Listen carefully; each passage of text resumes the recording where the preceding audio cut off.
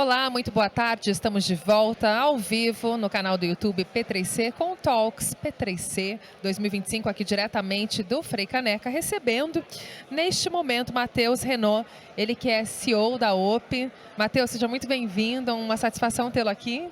Obrigado, Ludmila. A satisfação é toda minha. Muitíssimo obrigada. Olha, antes da gente iniciar, Matheus, eu queria que você contasse para as pessoas que estão nos assistindo o que é a OPI, quando ela surgiu, qual é a atuação. Conte pra gente, por favor. Claro.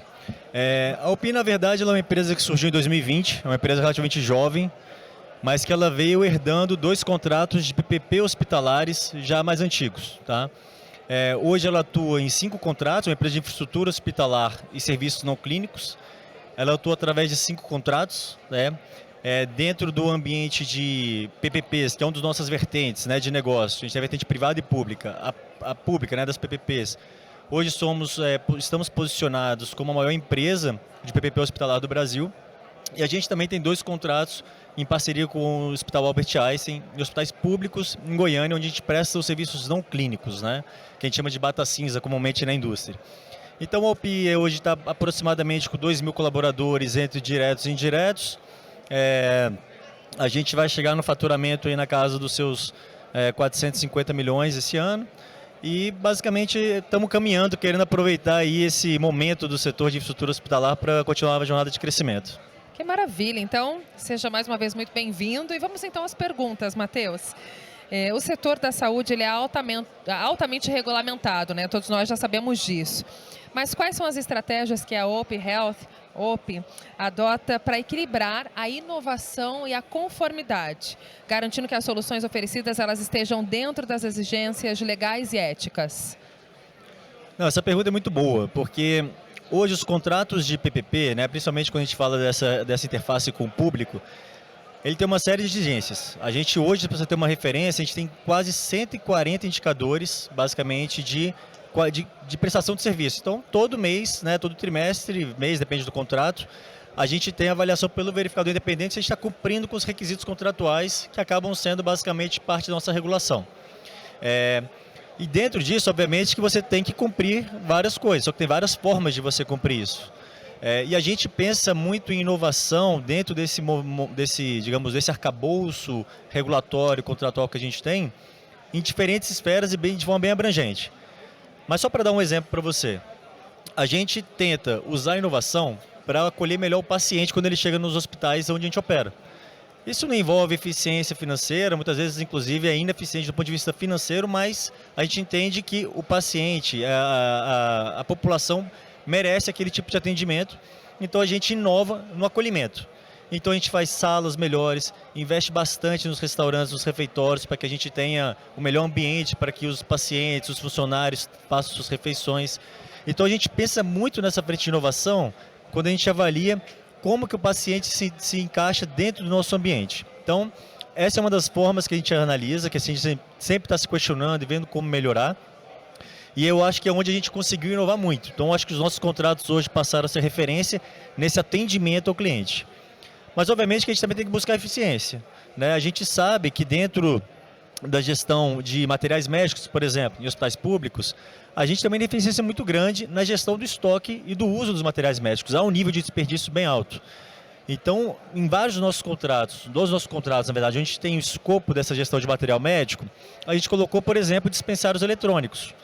Então, quando hoje, não tem uma estatística oficial, mas quando você vê a média dos hospitais públicos no Brasil, fala-se de um número de perdas de medicamentos na casa dos 20%. Hoje, a gente perde 0,1% dos materiais médicos no nosso contrato, justamente pela inovação, usando tecnologia, dispensários eletrônicos, controle automatizado dos estoques, controle automático para gestão, para o pedido de novos medicamentos. Então, é uma forma de trazer inovação para dentro da operação, trazendo eficiência não só para a gente, né, mas também para o poder público, que é o nosso cliente. Assim, é um número realmente impressionante, né? De 20% para 0,1%. Que maravilha. É isso para pensar, a solução está aí, né? Mas é que para a gente inovar, a gente tem que sair da inércia. Então, muitas vezes é difícil. E a gestão disso não é simples. Então, o que ajuda muito, obviamente, nesse escopo contratual que eu estou falando, é que você tem um operador privado, numa PPP, que tem mais flexibilidade, obviamente, do que um público para não ficar preso às amarras e poder inovar, poder investir nos equipamentos, poder testar, errar, trocar o fornecedor. Então a gente tem mais flexibilidade, mais espaço para inovar, apesar de estar em um ambiente extremamente regulado, onde a gente tem uma série de indicadores que a gente tem que cumprir, né? 140 na média, porque tem contratos que são mais, outros menos. Bem, a outra pergunta seria a seguinte: o setor privado ele está avançando em muitas inovações, mas a integração com o setor público ainda segue sendo um desafio. Quais são os principais obstáculos para o avanço da inovação no setor público de saúde e como a OP poderia ajudar nesse processo?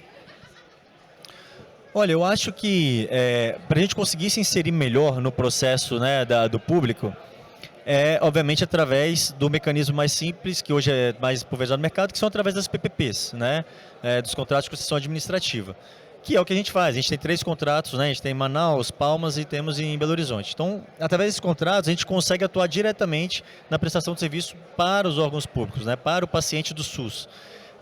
Então, eu diria que, primeiro, acho que os incentivos são muito diferentes do privado e do público, né? Então, por isso que a inovação vai sempre andar mais rápido no privado.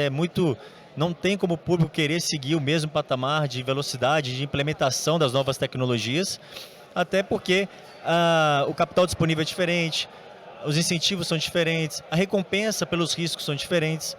Então, acho que cabe ao governo, a forma que a gente pode ajudar, né, os estados, municípios. A gente estava até falando mais cedo de PPPs, inclusive federais, como o do INCA, a gente conseguir estar inserido nesses contratos de PPP e dentro deles a gente trazer toda essa eficiência, toda essa inovação que a gente tem, que a gente consegue incorporar, consegue testar e consegue trazer de melhores práticas do privado. Inclusive não vai depender só da boa vontade da UPI ou qualquer que seja o outro prestador de serviço da PPP. O próprio contrato pode exigir coisas, cláusulas que tenham ali especificamente sobre inovação, né, sobre inovação de equipamentos, né. Você falou muito bem, houve nos últimos 10 anos principalmente, uma inovação enorme tanto nos equipamentos, né, quanto nas terapias. Só que isso ficou também muito mais caro, né? Então essa inovação, então a gente conseguiu aumentar bastante a expectativa média de vida no mundo, né? Acho que falam-se de números de quase de 5 anos na média, assim, nos últimos 20 anos, então realmente é muito. Só que isso veio a um custo muito alto. Você vê os hospitais privados implementando essas tecnologias, mas também sofrendo as consequências financeiras. Os investimentos em hospitais são muito mais caros, porque tem que botar um parque de equipamentos mais moderno e muito mais caro. Os novos medicamentos também são muito mais caros. E aí você não tem ainda uma adequação dos planos de saúde. Ainda não se adequaram a essa nova realidade, então tem aquele conflito, né? Então a gente acha que, através das PPPs, a gente consegue endereçar boa parte dessa urgência, trazendo a melhor prática do mercado à medida do possível, do que cabe dentro de um escopo contratual. Perfeito, muitíssimo obrigada.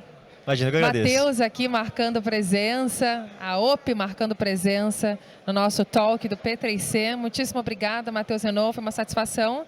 E já já a gente volta com mais entrevista. Obrigado. Obrigada.